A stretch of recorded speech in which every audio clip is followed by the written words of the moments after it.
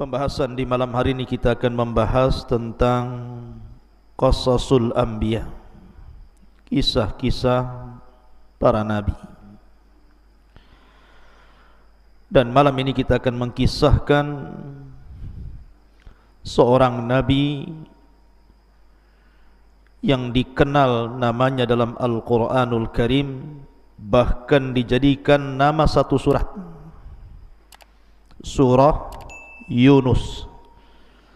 Maka nabi ini namanya Yunus ibn Matta.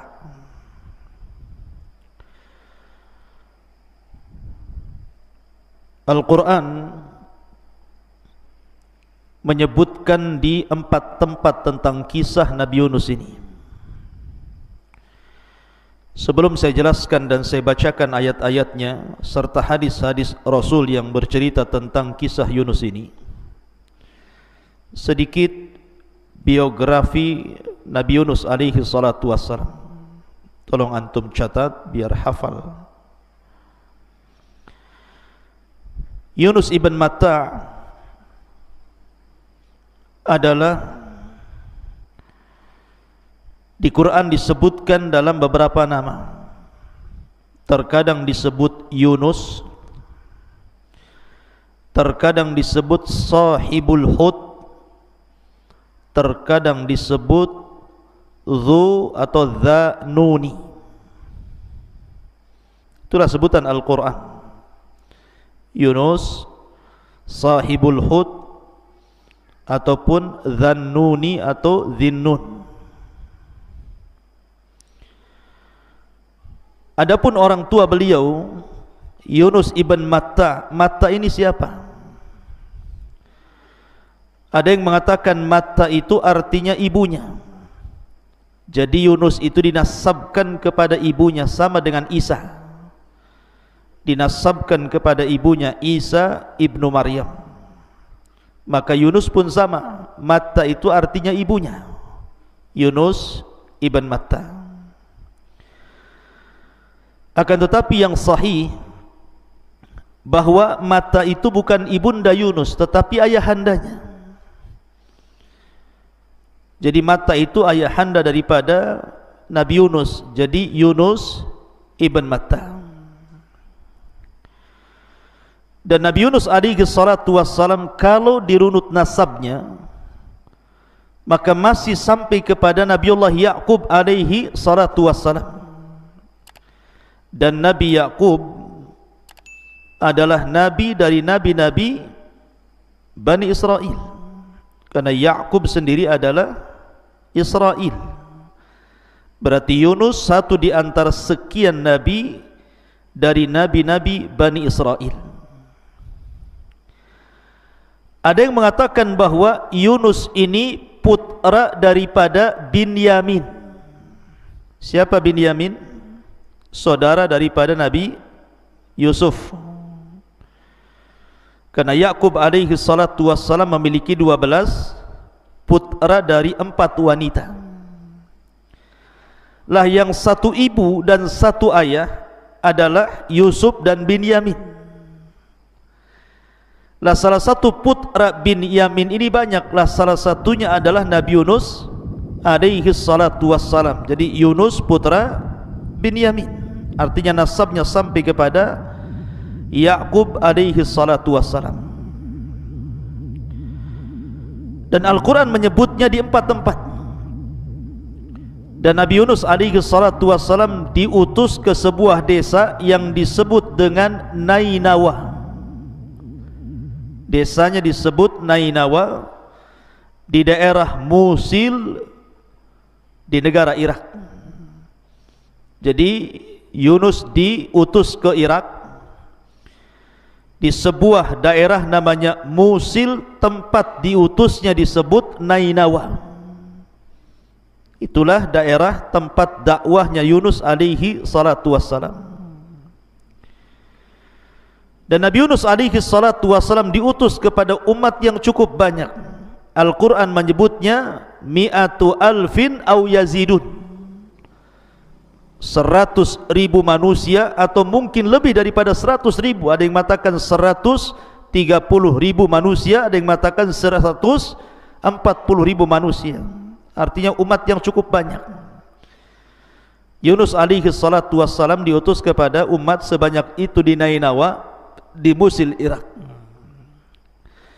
Ma'asyiral muslimin yang dimuliakan Allah Subhanahu wa taala. Bicara tentang Nabi Yunus alaihi salatu wassalam, ada beberapa hadis Nabi sallallahu alaihi wasallam yang bercerita tentang Yunus. Saya sebutkan 3 hadis dulu, baru kita cerita ayat. Hadis yang pertama, kisah Nabi sallallahu alaihi wasallam di Taif dengan seorang Nasrani namanya Addas. Jadi ketika Nabi sallallahu alaihi wasallam meninggal dalam tahun yang sama pamannya Abu Talib dan juga Khadijah, maka tahun itu disebut Amul Hazni, tahun kesedihan. Akhirnya Nabi SAW kemudian ke Taif dalam rangka berdakwah, mencari areal baru karena tidak mungkin berdakwah di Mekah lagi. Terlampau sulit bagi Rasul untuk mendakwahkan tauhid di Mekah, tantangannya terlalu berat. Makanya Nabi SAW berangkat ke Taif.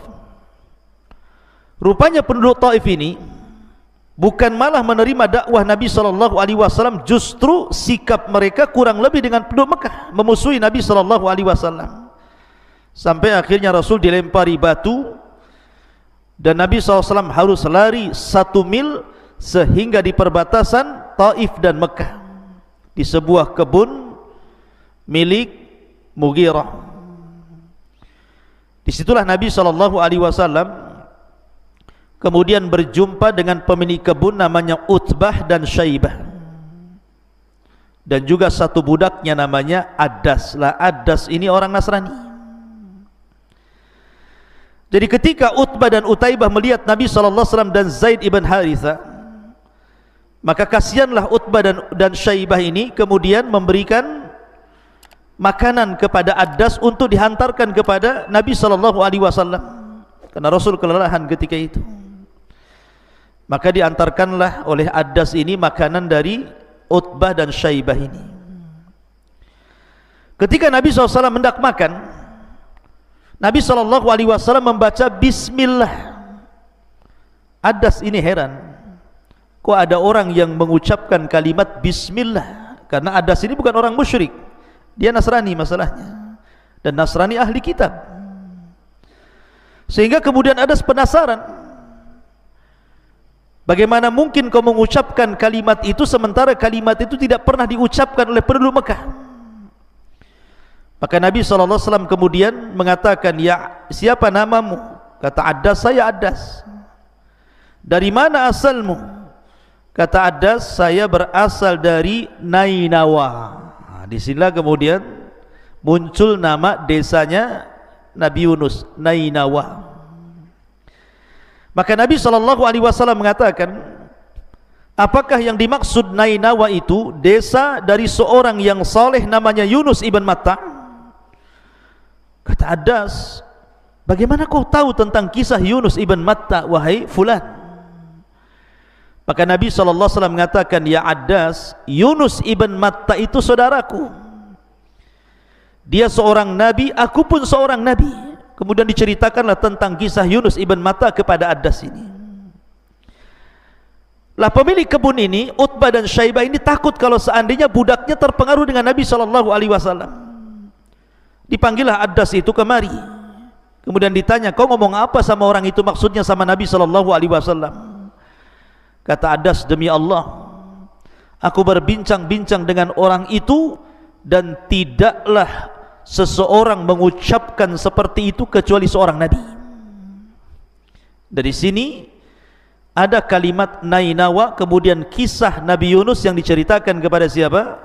Kepada Addas, seorang Nasrani. Belakangan Rasul menawarkan Islam, kemudian Addas pun masuk Islam. Ini hadis yang pertama. Hadis yang kedua, kisah tentang perselisihan Utsman ibn Affan radhiyallahu an dan Sa'ad ibn Abi Waqqas. Jadi suatu ketika Utsman itu sedang duduk di masjid. Utsman itu sedang duduk di masjid. Sa'ad bin Abi Waqqas datang dari pintu. Assalamualaikum, kata Sa'ad bin Abi Waqqas. Tapi Utsman tidak menjawab. Assalamualaikum. Utsman tidak menjawab sampai 3 kali. Marah Sa'ad bin Abi Waqqas ini. Akhirnya Sa'ad bin Abi Waqqas ini datang menemui Umar bin Khattab radhiyallahu anhu dan mengatakan, "Ya Umar, aku tadi berjumpa dengan Utsman di masjid, aku pun mengucapkan salam, tapi dia tidak mau menjawab salamku." Maka Umar radhiyallahu anhu kemudian memanggil siapa? Memanggil Utsman. Datangkan Utsman kepadaku. Akhirnya kemudian Umar bin Khattab radhiyallahu anhu bertanya kepada Utsman bin Affan radhiyallahu anhu, mengatakan, "Ya Utsman, tadi Sa'ad bin Abi Waqqas menemui dirimu, kemudian mengucapkan salam, kau tak jawab salamnya." Kata Utsman, "Aku tidak dengar salamnya kok." Kata Sa'ad bin Abi Waqqas, "Sungguh aku mengucapkan salam." Kata Utsman, "Tidak." Sampai 3 kali. Akhirnya kemudian barulah Utsman mengatakan, "Ya, tadi memang aku melihat Sa'ad. Dia mendekatiku di masjid, tetapi aku tidak tahu kalau dia mengucapkan salam. Karena aku ketika itu melamun, termenung akan hadis Nabi SAW yang terpenggal, terputus, dan aku tidak tahu lanjutannya, di mana Nabi SAW bersabda, "Da'watun walladhi nafsi biyadih ma du'iya biha mu'minun illa farrajallahu alaihi." Sebuah doa demi zat yang jiwaku berada di tangannya, tidaklah seorang mukmin berdoa dengan doa itu kecuali Allah akan lapangkan kehidupannya. Ketika Nabi SAW hendak menyebutkan doa itu, tiba-tiba datang Arab Badui mengganggu Nabi SAW dengan pertanyaan-pertanyaan. Akhirnya Rasul pun lupa tentang doa itu dan aku tidak tahu penjelasannya. Maka Umar pun mengatakan, "Oh iya, aku juga sama itu." Maka Sa'ad bin Abi Waqqas mengatakan, "Sungguh aku hadir di majelis itu dan aku tahu doa itu." Kemudian Umar dan juga Utsman bertanya kepada Sa'ad, "Doa apa itu?" Maka Sa'ad bin Abi Waqqas kemudian membacakan doa Dzannun. Siapa? Doanya Nabi Yunus alaihi salatu wassalam, "La ilaha illa anta subhanaka inni kuntu minadh zalimin." Ini pun ada kaitan dengan kisah Nabi Yunus, karena salah satu doa ketika Yunus berada di 3 kegelapan di dalam perut ikan itu adalah doa "La ilaha illa anta subhanaka inni kuntu minadh zalimin." Kemudian hadis yang ketiga, perkataan Nabi SAW, "La tufaddiluni ala Yunus ibn Matta." Jangan kau lebihkan diriku di atas Yunus ibn Matta. Para ulama mengatakan hadis ini gharib, tetapi yang sahih adalah la yaqulanna ahadukum inni khairun min Yunus ibn Matta. Janganlah salah seorang di antara kalian mengatakan, sesungguhnya aku lebih baik daripada Yunus ibn Matta. Kata-kata ini ikhwan bukan berarti kemudian Yunus lebih baik dibandingkan Rasul, tidak. Ada yang mengatakan bahwa Rasul mengatakan seperti ini karena Rasul belum tahu bahwa dia adalah afdalul anbiya, Nabi yang paling afdal, sehingga Rasul mengatakan seperti ini. Ataupun para ulama mengatakan perkataan seperti ini menunjukkan tawaduknya Nabi SAW. Ini di antara 3 hadis yang ada hubung kait dengan cerita Nabi Yunus. Baik, kita akan masuk ke cerita inti. Tolong jangan ributnya, jangan ngobrol. Kalau ngobrol tidur saja. Pertama kita akan bahas surah Yunus ayat 98. Allah Subhanahu wa taala berfirman, "Falaula kanat qaryatun amanat fanafa'aha imanuha illa qauma Yunus lamma amanu kashafna anhum adzabal hizyi fil hayatid dunya wa matta'nahum ilahin." Dan mengapa tidak ada penduduk sebuah kota yang beriman lalu imannya itu bermanfaat kepada mereka selain kaumnya Yunus, tatkala mereka kaum Yunus itu beriman, kami hilangkan dari mereka azab yang menghinakan dalam kehidupan dunia, dan kami beri kesenangan kepada mereka sampai kepada waktu yang ditentukan.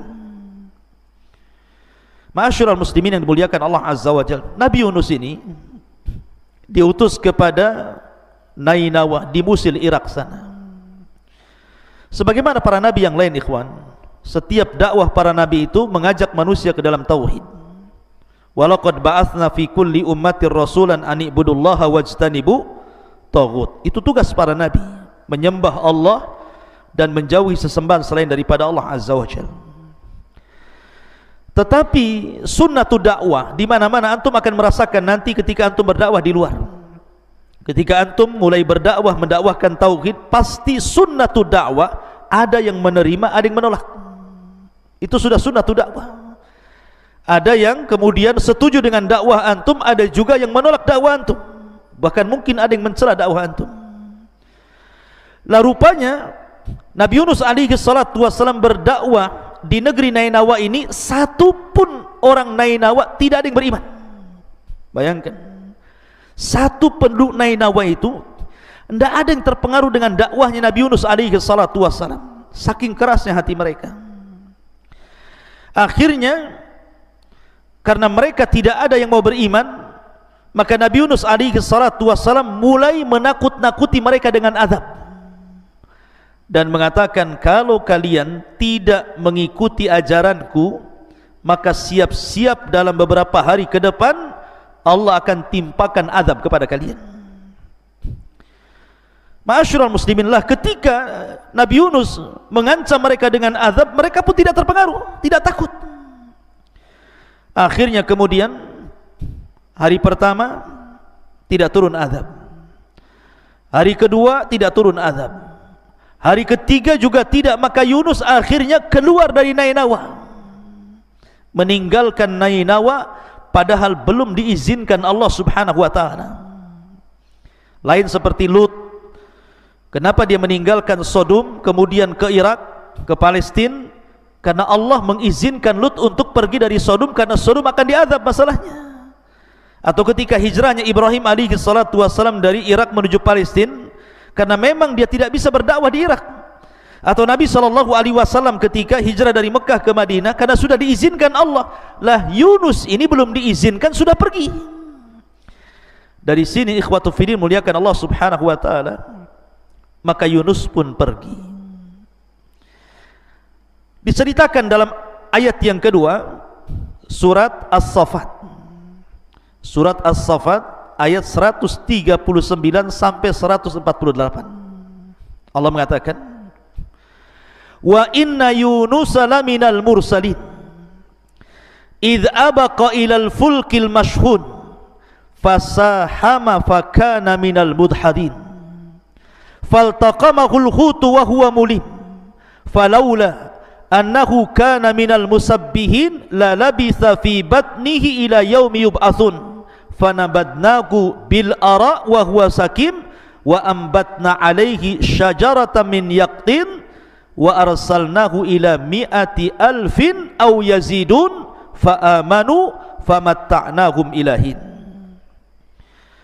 Sesungguhnya Yunus benar-benar seorang rasul. Ketika dia lari dari kewajibannya kepada kapal yang dipenuhi muatan, kemudian dia ikut diundi, ternyata dia termasuk orang-orang yang kalah dalam undian, maka dia ditelan oleh ikan besar dalam keadaan tercela. Dia termasuk orang-orang yang banyak berzikir kepada Allah. Kalaulah dia tidak termasuk orang-orang yang banyak berzikir kepada Allah, niscaya dia akan tetap tinggal di perut ikan sampai hari kebangkitan. Kemudian kami lemparkan dia ke daratan tandus dan dalam keadaan sakit. Kemudian untuk dia kami tumbuhkan sebatang pohon labu, dan kami utus dia kepada 100.000 atau lebih, sehingga mereka beriman, karena kami anugerahkan kenikmatan hidup kepada mereka hingga waktu yang ditentukan. Jadi ketika Nabi Yunus alaihi salatu wassalam meninggalkan kaumnya, lah kaumnya ini udah ketakutan tuh, karena nabi mereka sudah meninggalkan mereka. Karena ketakutan kaumnya itulah akhirnya mereka bertobat tanpa sepengetahuan Yunus alaihi salatu wassalam. Mereka bertobat, semua bertobat, satu kampung Nainawa itu. Dan Yunus tidak tahu mereka sudah tobat. Dan ingat ikhwatu fiddin, muliakan Allah azza wa jalla, iman itu terbagi dua. Iman itu terbagi dua. Ada yang sifatnya idtirari, ada yang sifatnya ikhtiari. Antum harus paham nih. Iman itu ada dua, ada yang bersifat idtirar, terpaksa, dan ada yang sifatnya ikhtiar karena kehendak dia. Kalau seseorang beriman karena terpaksa, maka tobatnya tidak akan diterima dan dia pantas untuk diazab oleh Allah Subhanahu wa taala. Makanya Allah Subhanahu wa taala berfirman, falamma ra'au ba'sana qalu amanna billah wahdahu wa kafarna bima kunna bihi musyrikin falam yaku yanfa'uhum imanuhum lamma ra'au ba'sana sunnatallahi allati qad khalat min ibadihi khasira hunalikal kafirun. Maka tatkala mereka melihat azab Allah Subhanahu wa taala hendak menimpa mereka, mereka mengatakan apa? Kami beriman kepada Allah saja dan kami kufur terhadap apa yang kami sekutukan. Tapi lihat jawaban Allah, falam yaku yanfa'uhum imanuhum. Iman mereka enggak guna, enggak manfaat. Kenapa? Karena tobatnya terpaksa. Tobatnya terpaksa masalahnya. Jadi azab sudah ada di kepala mereka, baru mereka mengatakan saya beriman, enggak guna imannya. Tetap saja Allah kirimkan azab kepada mereka. Itu namanya iman idtirar namanya. Kemudian yang kedua ada iman ikhtiari seperti kaumnya Yunus. Ini namanya iman ikhtiari. Ketika Nabi Yunus meninggalkan mereka, maka kemudian mereka pun menyesal. Kenapa mereka tidak beriman saat Yunus masih ada? Ketika Yunus mengancam mereka dengan azab Allah Subhanahu wa taala, maka betul-betul mereka menyesal. Akhirnya kemudian dengan kehendak mereka, mereka ingin tobat kepada Allah Azza wa Jalla. Bentuk bahwa iman mereka ikhtiar, karena ketika mereka tobat, jadi ketika azab itu sudah berada di kepala mereka, maka kaumnya Yunus ini memisahkan binatang. Jadi yang ibunya di sana, anaknya di sini. Jadi ibu unta di sana, anak untanya di sini. Ibu kambing di sana, anak kambingnya di sini. Sapi bapaknya di sana, anak sapinya di sini. Dipisahkan, berhadap-hadapan di pagar. Ya. Kemudian semua orang menangis, laki-laki, perempuan, anak kecil, orang dewasa, wanita, orang tua, semua menangis. Kemudian anak binatang ini kadang dijauhkan dari induknya, berteriak-teriak sehingga ramai gitu kan. Akhirnya ketika kemudian tangisan di mana-mana dari anak kecil, orang remaja, dewasa, orang tua, laki-laki, perempuan, binatang pun sampai berteriak-teriak, akhirnya azab itu dihilangkan. Kenapa? Karena iman mereka ikhtiar, karena kehendak mereka. Bentuk bahwa ini ikhtiar, mereka memisahkan anak-anak binatang itu. Maka iman mereka diterima dan tidak jadi turun azab. Lah, Nabi Yunus tidak tahu. Nabi Yunus sudah berada di atas perahu. Lah, di atas perahu itu sudah banyak penumpang, dan sebagian mereka mengenali Yunus alaihi salatu wassalam orang mulia.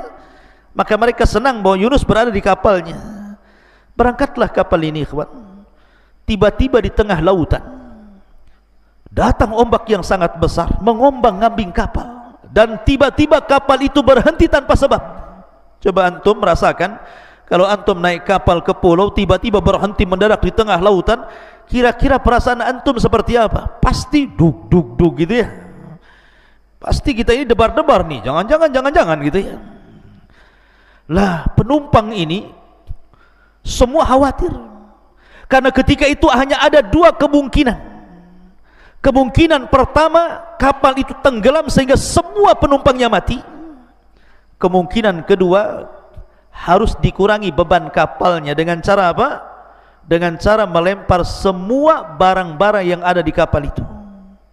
Maka semua barang-barang dilemparnya ke lautan, tapi masih jomplang juga kapal itu. Rupanya harus ada orang-orang yang dibuang dari kapal itu. Akhirnya kemudian sebagian mereka saling runding, bagaimana ini? Setelah sepakat semuanya, akhirnya dibuatlah qur'ah. Qur'ah itu semacam undian. Siapa yang terkena koclok berarti dia harus melemparkan dirinya ke lautan. Akhirnya satu persatu, siapa ini? Ridho, nyemplung. Keluar lagi, Nopal, nyemplung gitu ya. Pokoknya satu persatu yang kena undian itu harus keluar dari kapal itu. Dan yang terakhir rupanya Nabiullah Yunus alaihi salatu wassalam ada dalam undian itu. Ketika Nabi Yunus alaihi salatu wassalam keluar namanya, orang sudah tahu kan Yunus ini orang saleh, seorang nabi, mereka paham. Maka mereka mengatakan, oh jangan, kalau ini orang saleh, kalau bisa koclok lagi lah, kan begitu. Akhirnya kemudian diundi lagi, Yunus lagi, Yunus lagi. Maka Yunus sudah perasan bahwa ini kesalahan dirinya.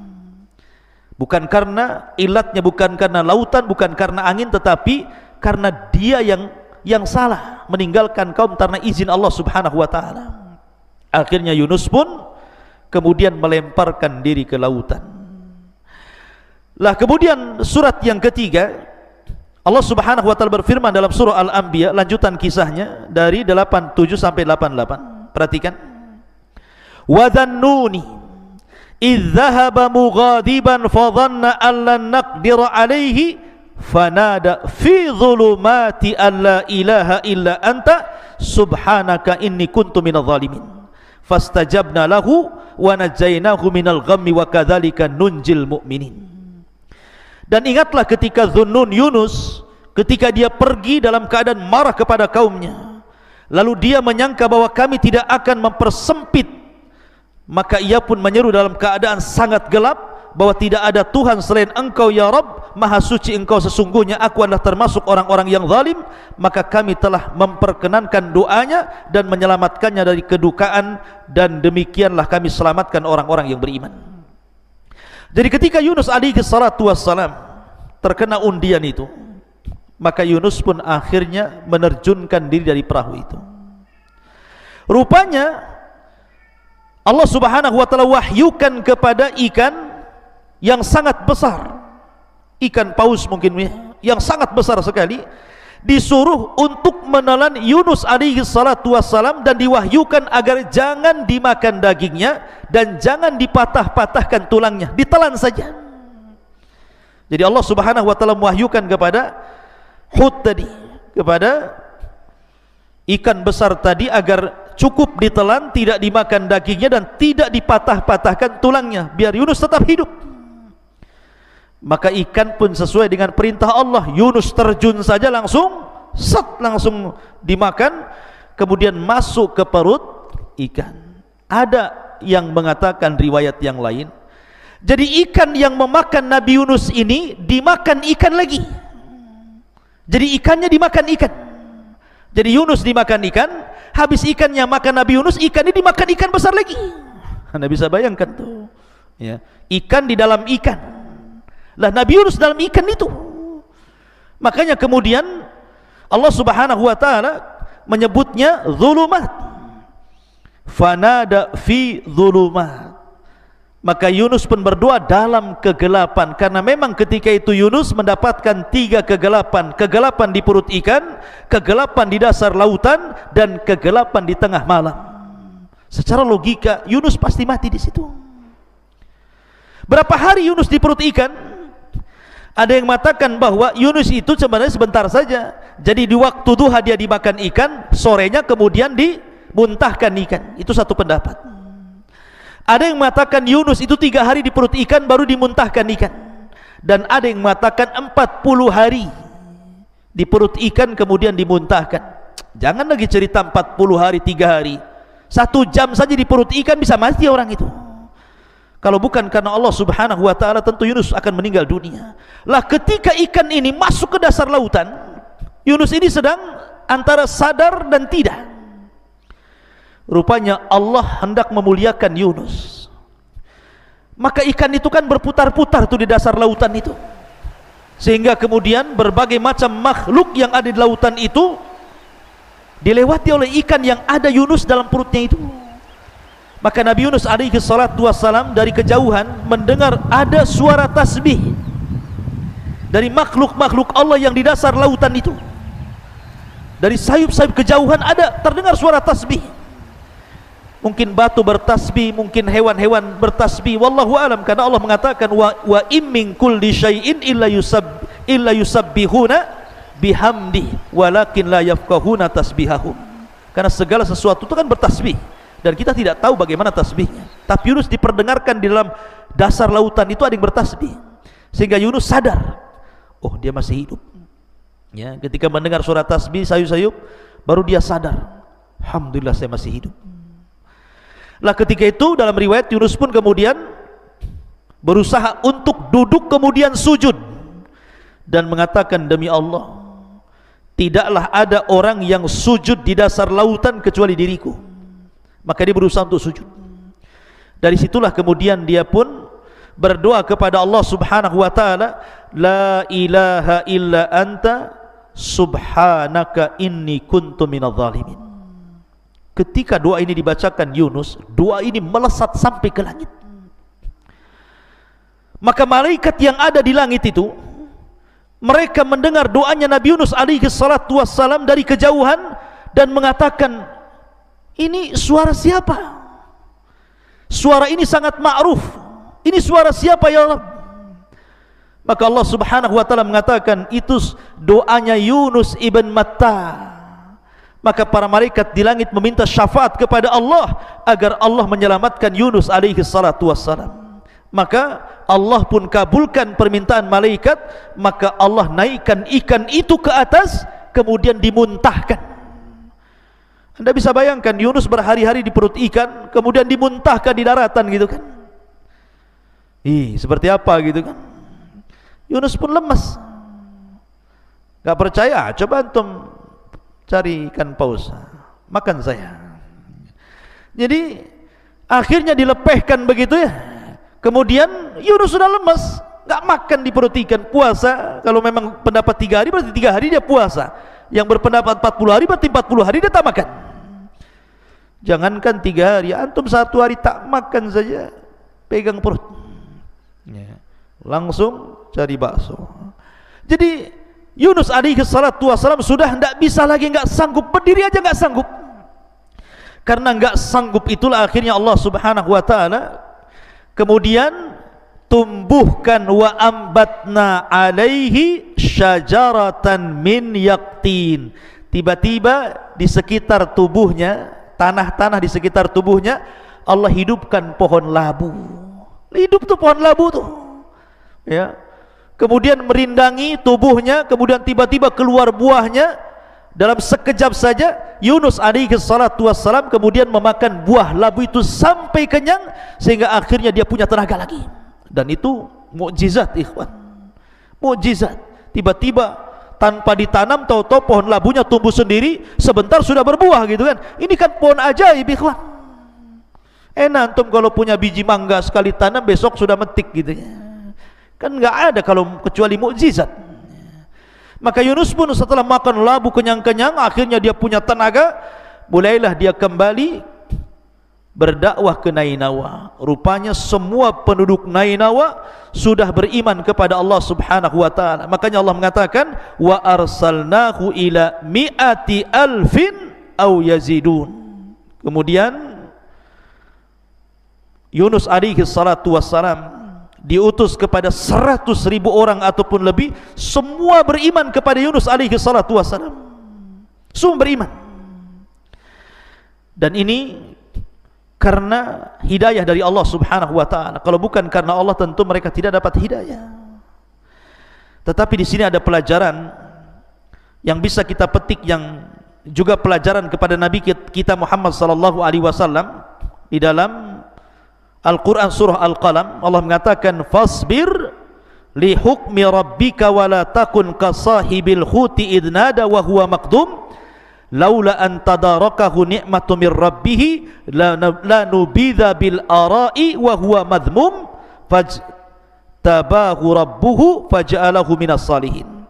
Maka bersabarlah kamu wahai Muhammad terhadap ketetapan Tuhanmu, dan janganlah kamu seperti orang yang berada dalam perut ikan ketika ia berdosa dan sedang dalam keadaan marah kepada kaumnya. Kalau sekiranya ia tidak segera mendapatkan nikmat dari Tuhannya, benar-benar dia dicampakkan ke tanah tandus dalam keadaan tercela. Artinya bahwa Nabi SAW disuruh untuk sabar. Jangan seperti Yunus, belum disuruh pergi dari kaumnya malah pergi. Maka dari sini ada pelajaran besar bahwa dalam berdakwah itu perlu kesabaran. Tetapi setelah Nabi Yunus alaihi salatu wasallam meninggal dunia, lambat laun kaum Nainawa kemudian kembali menyekutukan Allah sedikit demi sedikit. Subhanallah, sudah diberikan nikmat tauhid setelah meninggal nabinya, tiba-tiba sedikit demi sedikit kemudian mereka kufur kembali. Nah, dari situlah diutus nabi-nabi yang lainnya. Siapa nabi setelah Nabi Yunus alaihi salatu wasalam? Nanti kita akan kisahkan dan kesempatan. Subhanallah bihamdika, asyhadu an la ilaha illa anta astaghfiruka wa atubu ilaik. Allahu ta'ala alam. Assalamualaikum warahmatullahi wabarakatuh.